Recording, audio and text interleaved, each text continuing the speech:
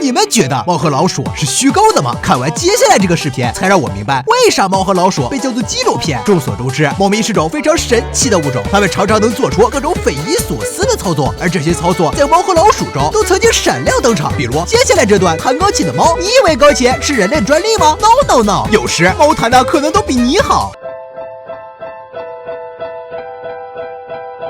还有这段管道猫在现实中也是存在的。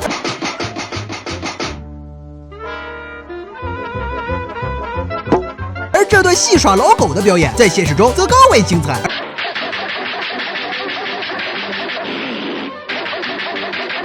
甚至连这个转圈抓鼠在现实中也得到了完美还原。